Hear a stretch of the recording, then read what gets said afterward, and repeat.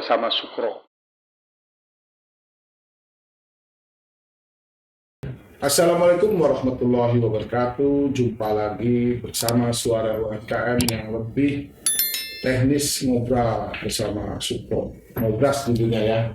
Kali ini saya lagi-lagi kedatangan teman dan sahabat yang ketika saya belum jadi anggota dewan sering berdiskusi bagaimana sih konsepsional membangun sebuah kota. Karena dulu pernah kita bergabung lah di SMI ya, Cendekiawan Muslim, dalamnya Pak Habibie itu. Nah, Pak tamu kali ini kita langsung aja kita kenalkan adalah Dr. Andes Muhammad Ihsan Al-Haq MSI. Saya melihat dia ini lebih pada kepala dinas yang selalu menata dari bagaimana dinas itu berdaya dan bagaimana dinas itu dikenal oleh masyarakat. Ketika saya dulu jadi seorang entrepreneur, saya datang ke kantor beliau. Ternyata beliau berada di kepala dinas perizinan terpadu dan satu pintu, berjalan dengan cepat dan sesuai dengan aturan. Nah, kali ini beliau digeser lagi nih menjadi kepala dinas apa dan fungsinya apa. Tolong jelaskan sendiri kepada publik. Silakan Pak. Ya, terima kasih Bung Sohro, sahabat lawas kami yang mulai dari aktivis masih tunas ya kita ya. Jadi seiring dengan perjalanan waktu kita menjalani perjalanan hidup kita masing-masing. Sekarang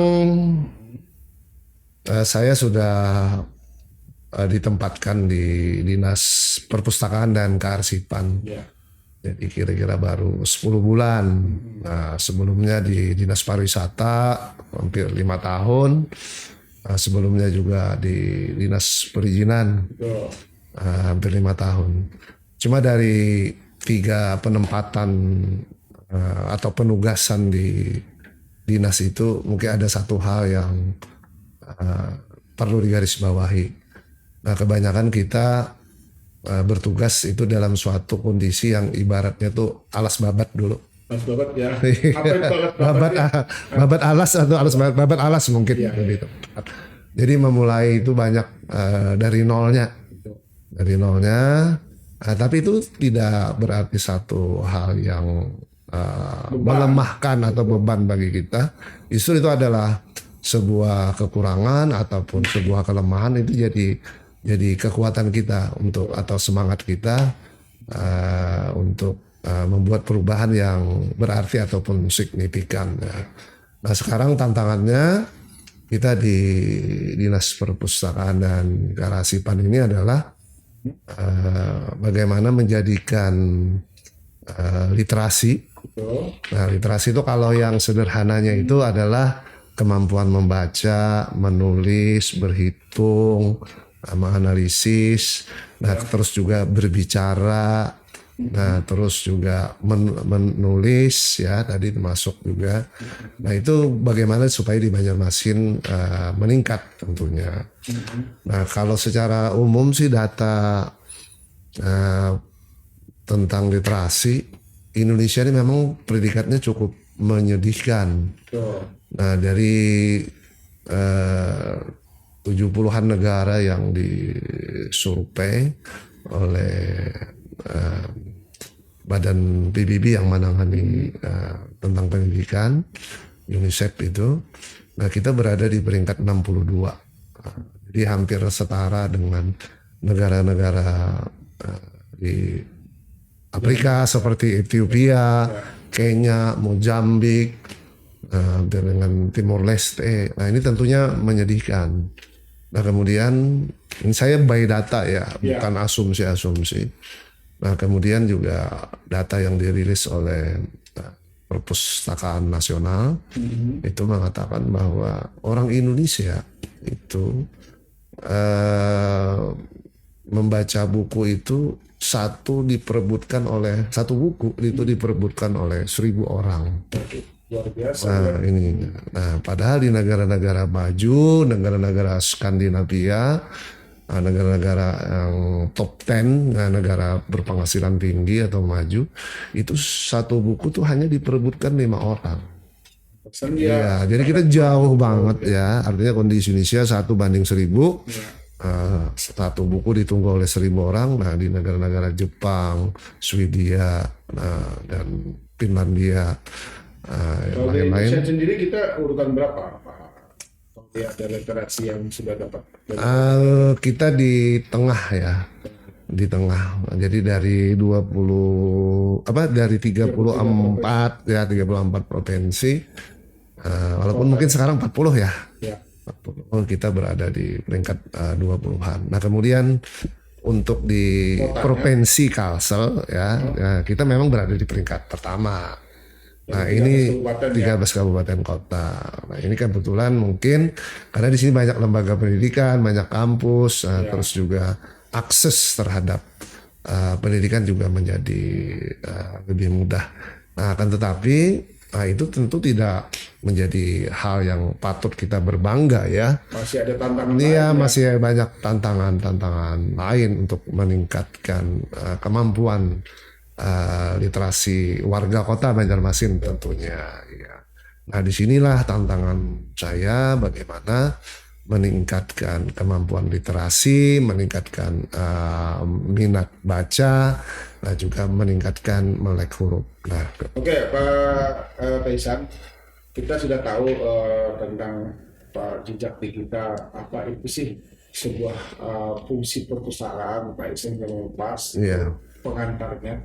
Nah, terus di bidang kearsipan dan hubungannya, oke lah, kita sekarang kan katanya wali kota atau seluruh wali kota di Indonesia seperti yang dilakukan oleh Ridwan Kamil, Gubernur Jawa Barat, yang sudah katanya juga, saya juga tahu juga bahwa sudah memberikan program tentang smart city kepada kota Banjarmasin. Nah, Pak Ihsan tadi kan bicara digitalisasi. Iya. Nah, sampai sejauh mana Pak Ihsan dulu kita bicara kinerja kearsipan di bidang prosedur, khususnya aset-aset kota yang hari ini tentu sudah menjadi ranahnya pekerjaan Pak Ihsan nih kan. Iya. Gimana dulu? Kan ada dua fungsi tadi, Iya. kearsipan itu sendiri Dan nanti perpustakaan. Iya. Jadi saya sampaikan secara highlight dulu ya. Tadi perpustakaan, sekarang kearsipan. Kearsipan juga nasibnya kayak 11-12 juga nih dengan perpustakaan kita. Nah, jadi padahal penting sekali kearsipan itu, dia adalah merawat tentang sejarah dan memori kolektif bangsa kita itu. Jadi kalau kita arsipnya baik, nah kita akan bisa menelusuri ada jejak-jejak digital, ada jejak-jejak formal yang bisa kita lacak. Nah, sementara ini banyak bagian-bagian kita yang hilang ya, bagian-bagian baik secara nasional. Nah, kita bicara lagi kembali ke Banjarmasin. Nah, banyak sekali yang di Banjarmasin ini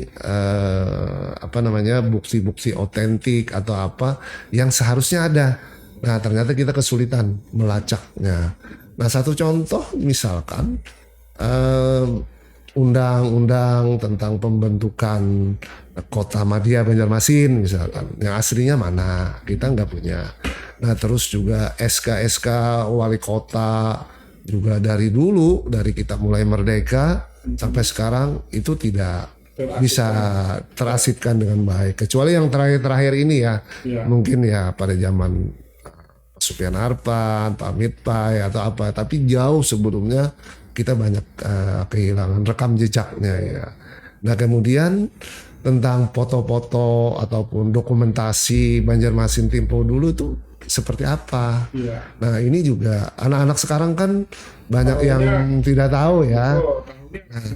Gedung modern. Iya, nah, budaya modern. nah, misalkan kayak gini, kita sering lalu-lalang di depan Mitra. Nah, padahal Bahari itu kan ada pasar, itu pasar Gembira ya kalau kan salah. Pasar Kasbah juga Kasbah itu. jual beli barang dulu kan. Beli barang. Jadi kalau arsip hilang gitu, kita akan kehilangan juga keterkaitan atau rekam jejak dengan masa lalu sebenarnya. Nah, masa lalu itu penting. Penting juga untuk kita pijakan membangun masa depan. Nah, maka itu kita juga melihat peran penting bagaimana menjaga dan merawat arsip-arsip Kota Banjarmasin. Tidak hanya semata tentang arsip pemerintah kota, tetapi juga tugas kami itu adalah menjaga ataupun merawat arsip-arsip yang bisa ada di masyarakat juga. Nah, itu kan banyak dokumen-dokumen masyarakat yang penting atau apa. Nah, sebenarnya bisa dititipkan ke tempat kita, nah bisa kita pelihara, kita jaga, kita rawat, karena memang kita punya tenaga yang kompeten, arsiparis namanya. Nah, itu. Oke, highlight-nya sudah tersampaikan dengan baik, pasti publik mengerti bahwa fungsi Pak Ihsan sekarang adalah alas babatnya menginventarisir kearsipan dan memberikan inovasi baru tentang dunia perpustakaan. Kalau kita bicara perpustakaan, Pak Ihsan tadi sudah cerita, Banjarmasin number 1, 13 kabupaten dengan hal masalah perpustakaan. Kenapa dia Pak Ihsan tadi?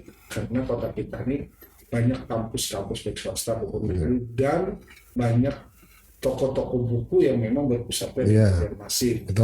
Nah, oleh sebab itu Pak Ihsan, berapa sih jumlah yang sebelum masuk Pak Ihsan juga terintegrasi buku-buku yang tersedia di perpustakaan Kota Banjarmasin? Dan Pak Ihsan tadi sebelum podcast ada terobosan katanya mau bikin apa? Nah, sampaikan Pak Ihsan. Kita tantangan Pak Ihsan ini kan ternyata arsipan ini memegang peranan penting. Ternyata itu tidak sembarangan, ternyata bukan dinas sampingan. Silakan Pak Ihsan. Dulu mungkin saya berpikir demikian juga ya, tapi setelah saya masuk ternyata banyak challenge-nya banyak tantangannya, banyak peluangnya, banyak hal yang sebenarnya bisa kita lakukan dengan bekerja di Dinas Perpustakaan dan Kearsipan. Nah, mungkin saya dalam kesempatan ini ingin saya sampaikan tentang ide-ide besar saya. Silakan. Tentang perpustakaan maupun kearsipan. Pertama begini, zaman sekarang ini dengan kemajuan teknologi informatika, tentu banyak hal menyesuaikan ya. Nah, termasuk juga perpustakaan. Nah, belum lagi ditambah saat ini isu tentang lingkungan hidup. Nah, itu juga sangat mengemuka sekali.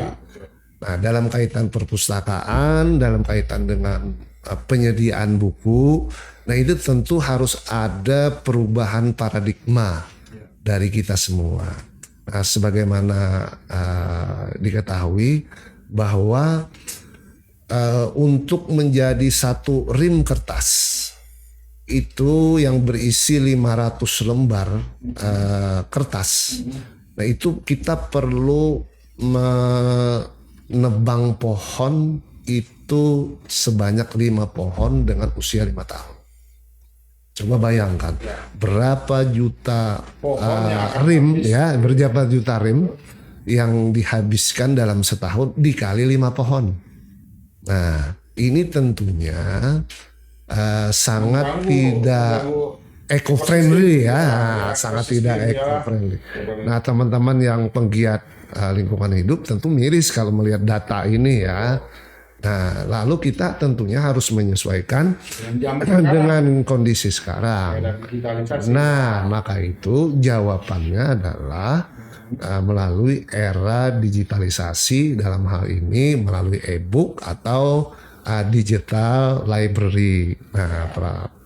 Nah, ini yang sebenarnya perlu kita kembangkan di Banjarmasin ataupun di banyak tempat sebenarnya, bahwa kita di samping untuk menjaga kelestarian lingkungan hidup, nah kita juga harus menyesuaikan dengan kondisi yang sekarang yang serba digital. Jadi Pak Ihsan sependapat kita sebagai orang lingkungan juga. Kalau Pak Ihsan punya gagasan seperti itu, tentu anak-anak muda sekarang, remaja sekarang, orang yang kita juga masih peduli dengan yang namanya lingkungan, khususnya menjaga kearifan lokal sungai ya kan. Sungai Kelayan tuh berawal dari mana dan berujung dari mana. Iya. Sungai Martapura berawal dari mana berujung mana. Nah, yang menjawab itu kan kata Pak Isa itu literasi itu ya Literasi. yang Iya. akan dikembangkan lewat digitalisasi. Bahan-bahan bacaan ya, melalui Anak-anak buku-buku. muda ya kan, Iya. anak-anak, sehingga bahwa dia akan menjaga ketika ada orang membangun Iya. rumah di tepian sungai bahkan menutup sungai. Iya. Betul. Gerakan itu yang mungkin Pak Isa Betul, kita- yang perlu kita endorse ya ke depannya ini. Betul. Nah, Pak Wali Kota itu bagaimana gerakan itu mengurangi pemakaian kantong plastik. Betul. Nah, sekarang kita gerakannya adalah lebih mendorong orang untuk melalui perpustakaan digital ataupun e-book ya. Betul. Karena kita memegang buku, megang kertas, kita harus ingat nih. Nah, 500 lembar kertas itu harus 5 pohon yang harus dikorbankan, ditebang. Nah, ini yang perlu kita promosikan ke seluruh pihak, dan ini juga harus menjadi sebuah pembudayaan ya. Setuju saya, dan kebetulan saya juga di anggota Banggar, Iya. makanya kita dorong sudah tidak lagi kita menggunakan yang namanya Iya. berbahan, Iya, harusnya berbahan elektronik Iya. sekarang ya kan, iya, karena ramah dari segi lingkungan dan betul. Iya. cepat mengendosnya. Ya tinggal di handphone kita atau di gadget Semua orang kita. punya handphone. Iya, Ya. betul. Setuju itu. Heeh. Makanya Pak Isan ada kata-kata saya sih mengatakan yang penguasa. Ayo kita bersahabat dengan ide dan gagasan. Iya. Bukan dengan kekuasaan. Kekuasaan akan berakhir. Iya. Maka saya setuju ketika Pak Isan jadi kepala dinas kearsipan dan perpustakaan, tantangannya ternyata mengasihkan ya sekarang nih ya. Iya, betul. Oke. Jadi saya nyerempet-nyerempet lingkungan hidup juga nih sekarang. Ya, saya setuju Pak Isan, walaupun tadi berapa sih jumlah SDM yang paham dengan literasi yang sudah dimiliki oleh Pak Isan? Iya, kita Dan punya. ada komunitas yang kita kembangkan, apa komunitas Iya. ini? Nah, maka itu kalau mengandalkan para birokrat tentu kita akan kewalahan ya. Betul. Jadi kita harus gandeng akademisi, nah komunitas juga kan. Nah, yang sekarang ini yang perlu mungkin adalah kita menumbuhkan komunitas-komunitas, nah sekaligus merawat mereka. Yang melek Iya, tentang literasi literasi ya. Nah, literasi. Jadi literasi itu bukan hanya soal kita membaca buku, tetapi pengetahuan juga tentang misalkan manajemen keuangan juga itu bagian literasi juga. Nah, itu yang nah selain itu gagasan saya itu adalah bagaimana menjadikan perpustakaan itu sebagai perpustakaan yang berbasis inklusi. Nah, kayak gini ceritanya. Jadi orang ke perpustakaan paradigma lama ya. Iya. Orang dah ke perpustakaan itu hanya cuman membaca buku. Dan ada tugas yang Iya, atau ada tugas ya. Iya. Meresum atau dan lain sebagainya. Nah, paradigma barunya itu yang dipopulerkan oleh Kepala Perpusnas Pasarit Bando itu adalah perpustakaan yang berbasis literasi di mana orang akan berbagi pengetahuan. Perpustakaan itu bukan hanya tempat membaca atau meresum atau mempelajari sesuatu, tetapi juga harusnya membagi pengetahuan. Misalkan begini, kita undang ke perpustakaan sekelompok masyarakat. Nah, lalu Seniman, kemudian nah seniman ataupun wirausaha kayak gitu kan. Nah, kemudian kita datangkan sesuai dengan tipologi daripada kelompok yang diundang. Dari wirausaha misalkan. Nah, wirausaha ini tentang apa? Tentang perbankan. Kita kasih buku perbankan. Nah, bagaimana mengelola manajemen keuangan misalkan atau berhubungan dengan perbankan. Nah, kemudian orang perbankan akan menjelaskan di perpustakaan itu secara langsung. Itu ide kita dulu ya. Iya. Kalau kita sering diskusi kelompok itu Iya. membahas topik-topik Iya. per bulan. Iya. Nah, saya sangat apresiasi lah kalau ide itu dikembangkan oleh Pak Isan. Ya, memang akan kita ini Dan kan. itu ide kita dulu yang kelompok itu memang harus kita jalankan. Karena semakin banyak diskusi, semakin banyak tema yang kita bahas, Iya. itu tidak lagi yang namanya satu budaya kita ini kan saling menyamakan, Betul. menyambati, ya Pak? Iya. Nah, padahal budaya kita harusnya saling melengkapi. Melengkapi. Iya. Apalagi Pak Isan yang harus kita bikin terobosan nih. Karena gini, karena perpustakaan is oke deh, pasti publik akan suka, Iya. apalagi ada terobosan dan literasi berbasis Iya. mereka Iya. dan komunitas. Nah, ketika bicara kearsipan, Pak Isan, Iya. tadi Pak Isan udah membuka banyak dokumen-dokumen kita yang tidak terekam secara Iya, digitalisasi. betul. Nah, khususnya Pak Isan yang sering cari ini problem ibu kota pemerintah kita ini adalah kearsipan kepemilikan aset. Betul. Gimana nih cara menginventari aset? Karena banyak aset-aset kita ini dikuasai oleh pihak-pihak ketiga yang notabene akhirnya ketika dikaji-kaji nanti lemah, Iya. dikuasai mereka di pengadilan. Contoh, saya segera gemes aja tuh bahwa aset pemerintah ada di kilometer 6 dijadikan Iya. milik swasta ya, Iya. bahkan di hendak membangun kesulitan membangun mall Iya. pelayanan publik juga Betul. masih tergantung dengan pihak ketiga. Iya. Padahal lahannya lahan Pemkot. Iya. Bagaimana Pak Isan kearsipan ini yang harus Iya. kita terobosan? Jadi sesuai dengan amanat ya undang-undang bahwa tugas daripada kearsipan itu memang untuk mengamankan ya dokumen-dokumen negara ya, termasuk juga dokumen masyarakat yang dititipkan itu. Ya.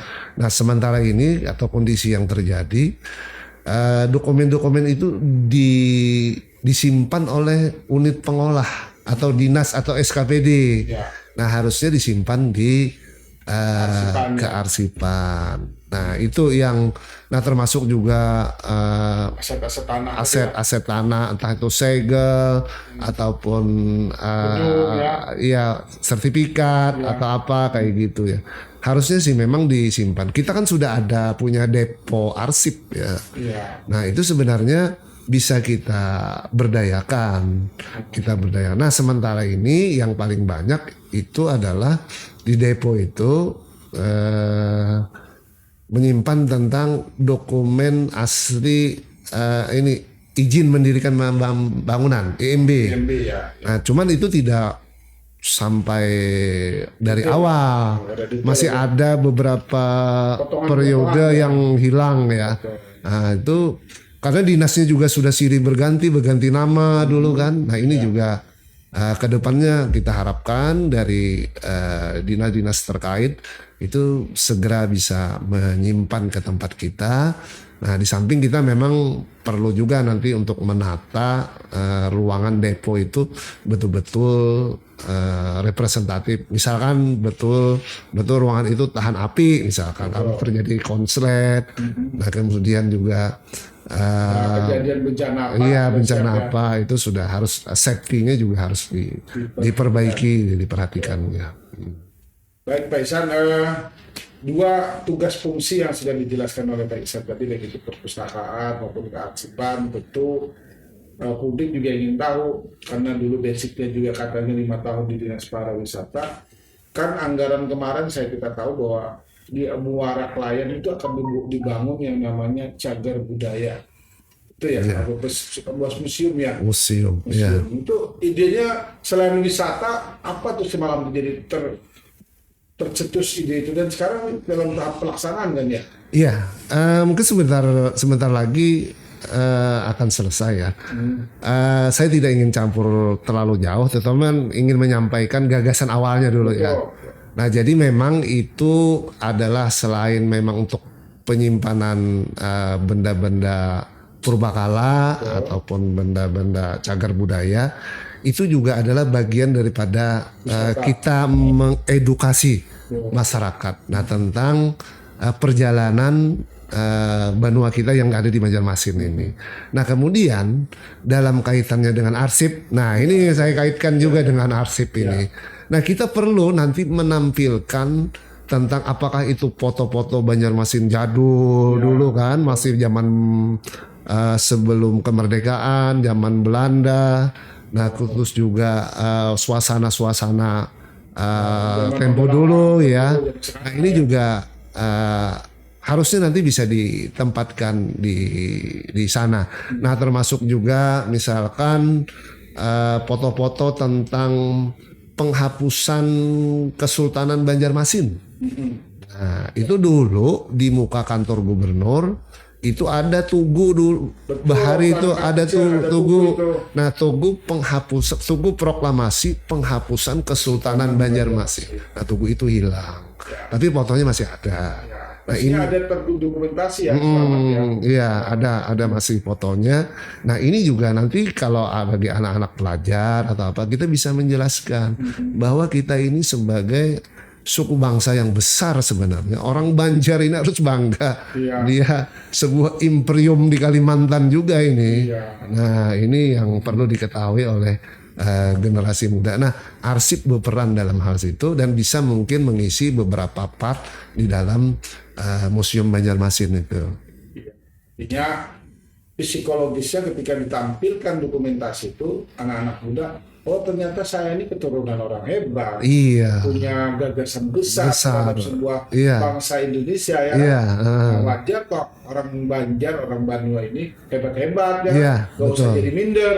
Gimana cara hebat? Makanya Pak Ihsan tadi, ayo jangan sampai kita menjadi di dunia menjadi urutan yang nomor 60 Iya. di Indonesia urutan tengah. Iya. Nah, di Banjarmasin di Kalimantan Selatan urutan pertama dari segi purpose, tapi jangan puas di situ aja. Betul. Pak Ihsan memunculkan program literasi digitalisasi. Iya. Ya. Baik Pak Ihsan, jadi banyak hal yang sudah publik akan tunggu, dan gagasan Pak Ihsan dan bersama pemerintah kota sekarang yang notabene juga berkeinginan, pasti berkeinginan wali kota, anggota dewan berkeinginan Banjarmasin kota tua, Iya. tentu akan ada hal yang terbaru. Iya. Itu ya Pak Ihsan ya? Betul. Jadi Kayak depo tadi Pak Ihsan sudah melakukan perbaikan. Iya. Kita ada depo, ternyata di depo itu sudah ada perjanjian-perjanjian PNB ya. Iya, Jadi betul. kalau ada perkara apapun tentang Bisa disimpan. disimpan. Disimpan di situ. Oke. Kita ada tenaga ahli yang menangani itu. Nah, Nah, itu anunya. Dan mungkin satu ide yang agak liar ya. Saya suka memang out of the box ya. betul. Harus gitu lah. Asal yang penting agak liar. real untuk Iya. kepentingan orang banyak. Nah, saya tidak pernah menemukan di seluruh Indonesia ini dari ratusan kabupaten kota, nah terus juga dari 34 atau 40 ya sekarang provinsi, itu arsip itu menghasilkan PAD. Nah, saya ada punya gagasan. Sebenarnya kita bisa. Nah, contohnya sederhananya begini. Di perbankan, nah Bung Suhoro ini kan termasuk keluarga besar perbankan juga ini. Iya, betul. Itu ada safe deposit box. Betul. Ya. Nah, orang menaruh barang-barang berharga, Betul. Aman di situ. bayar kan per tahun kan. Betul. Nah, sebenarnya kita pun bisa. Nah, orang-orang di Banjarmasin, di perseorangan atau perusahaan, nah itu bisa menaruh di depo arsip kita, dan ini bisa kita kenakan, nanti kita buatkan perdanya. Nah itu untuk dikenakan biaya retribusi misalkan. Nah tetapi tentu kita dress up dulu kan depo deponya ini, dan saya yakin kondisi kita lebih baik daripada safe deposit box yang ada di perbankan. Kenapa? Nah pertama kita memang gedung yang memang dirancang untuk penyimpanan arsip. Betul. Yang kedua, di perbankan tidak ada tenaga arsiparis yang bisa menyimpan, merawat, memelihara. Nah, kita ada tenaga-tenaga yang terdidik. SDM-nya siap ya. SDM-nya siap. Nah, ini sebenarnya peluang. Ya, tinggal Bung Ihsan ini tinggal belief kepercayaan aja yang Iya. trust ya. Iya, Adalah betul. kepercayaan yang belum ya. Belum, iya. Dari Pemprov sendiri Iya. maupun ya dari publik ya. Ya, kita perlahan-lahan nanti kita Saya tumpukan. yakin itu akan terjadi karena betul kata Pak Ihsan. Pemerintah itu kalau membangun sesuatu pasti dari A ke Z ya kan? Iya. Karena dia selain punya sumber sarana prasarana, Iya. itu juga ke depan pandangannya pemerintah, Iya. bukan sesaat. Iya. Itu mungkin yang terlalu besar untuk Pak Ihsan Iya. pikirkan ya. Iya, betul. Setuju saya itu. Karena mungkin kalau box jadi bank kan mahal, Iya, kecil lagi. kecil lagi. Ah, Dan kalau di Pemko mungkin dari faktor biaya iya. akan ringan kan, karena pemerintah punya kan. Depo kita itu 50 kali 10. Waduh, besar. 500 meter persegi. Pernah kita menyimpan deposit box itu kan kecil banget kayak gitu kan. Iya. Juga raknya juga terbatas. Kalau misalnya ada masuk binatang atau bisa dihantam gagak, tuh istilahnya orang Banjar kan, Iya. bisa siapa yang bertanggung jawab kan? Iya. Belum tahu kita keamanannya juga kan? Betul. Ya karena proses di bank tuh biasa mungkin bedanya dia menyimpan tuh durasi waktunya singkat. Iya. Nah, itu aja perbedaan. Nanti mungkin formulasinya itu yang diatur ya, seperti apa. Ruang apa, segmen apa yang Iya. akan dilihat. Setuju saya. Nah, mungkin terakhir Pak Isan, karena channel saya ini kan suara UMKM nih. Iya. Ya, tadi ada bidang kearsipan. Karena selama ini kita by data kita ini kan sangat lemah. Betul. Sehingga ada pengusaha-pengusaha kita, mau dari tingkat nasional, lokal, tidak punya semacam tadi daftar pengusaha ini diarsipkan karena ini kena pengusaha kayu, ini orang-orangnya ini orangnya kenapa jadi dia kuat. Iya. Pengusaha tentang lampik dulu, pengusaha pedagang kain. Iya. Nah, sebenarnya itu kan menjadi literasi juga Pak Yades. Betul. Nah, Iya. kalau dalam konteks hari ini kan bicara suara UMKM, berapa sih data suara UMKM kita yang real bisa bertahan? Nah, kan ke depan nanti kan orang-orang yang suara UMKM yang hebat di publik dan hebat dia bertahan di sangat badai apapun bisa menjadi catatan kearsipan juga kan? Iya. Sejarah dia, bagaimana dia, gimana nih masalah UMKM sendiri? Iya, sebenarnya kita sangat mendukung ya tentang UMKM ini, dan UMKM ini juga terkait juga dengan kegiatan literasi, dengan kegiatan perpustakaan, ya kan, percetakan itu kan masuk bagian daripada itu, penjual buku juga. Nah ini yang belum pernah disentuh ya oleh pemerintah daerah. Nah, terus juga yang loper-loper koran atau apa kayak gitu ya. Dan kami ya tentu akan berkolaborasi ya nanti dengan kawan-kawan yang menangani UMKM, koperasi, nah terus juga perdagangan ya. Nah nanti kita bisa bekerja sama di sana, nah supaya kawan-kawan UMKM ini merasa dibina oleh banyak pihak. Nah, oleh banyak pihak. Nah, coba bayangkan mungkin belum pernah ada diskursus ataupun program-program menyentuh para pedagang buku. Iya. Ini kan yang ada kuliner kan. Padahal buku itu bagian dari UMKM. Kalau kita Para pedagang buku, nah terus juga loper-loper koran yang di perempatan jalan, nah terus ya di Gang Penato ya. Khususnya tuh kampung Nah, buku itu kayak gitu. Nah terus juga yang jual buku-buku agama, mereka tuh sebenarnya perlu sentuhan. Nah jadi kalau ada program nanti, nah tolong kita dilibatkan untuk nanti membina pengusaha-pengusaha lokal itu.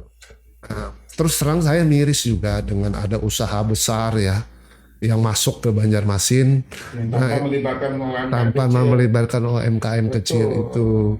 Nah para penjual misalkan buku-buku kitab-kitab yang kuning atau apa kayak gitu kan, yang memang sejak berpuluh tahun yang lalu memang usahanya kayak ini hidup segan mati tak mau ya. Itu kayak pusaka buku Yunus.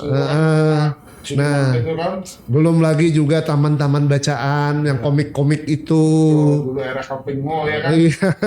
Nah ini juga perlu dilindungi. Belum disentuh ya. Belum disentuh. Oke Pak Iset, karena Pak Iset tadi kan ketika bicara UMKM tadi diskusi kita bahwa ada terobosan Pak Iset selain mempertahankan literasi dengan adanya, kalau contohnya di Banjarmasin, siapa sih tidak mengenal Kampung Penatu? Iya. Kampung Penatu itu gudangnya orang mencari buku, betul. mencetak buku di sana. Betul. Nah kenapa itu kita kada hidupkan lagi? Iya. Dengan cara apa Pak Iset? Jadi Pak Iset tadi dengan melibatkan sektor-sektor kunci yang ada di Kota Banjarmasin. Itu bisa menjadi ini juga Bung, bisa menjadi tempat wisata. Iya, ikon wisata. Betul. Tinggal direhab, direnovasi. Berseberangan dengan di seberangnya itu kan Kota Lama.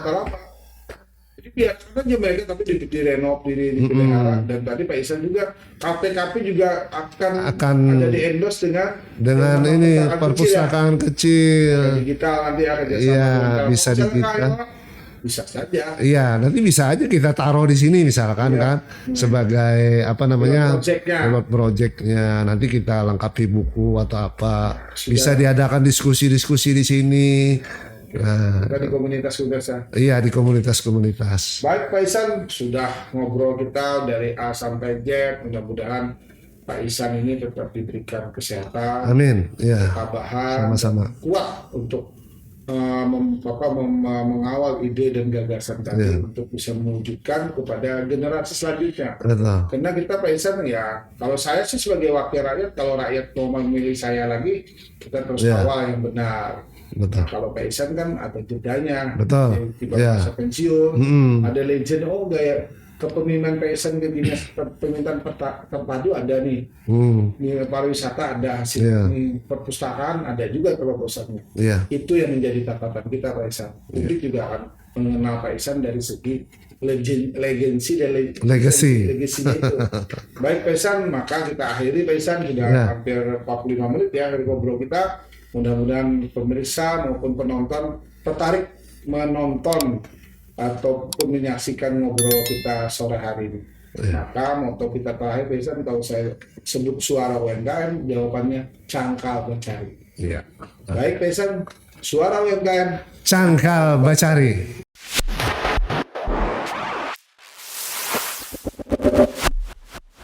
Ngobrol bersama Sukro.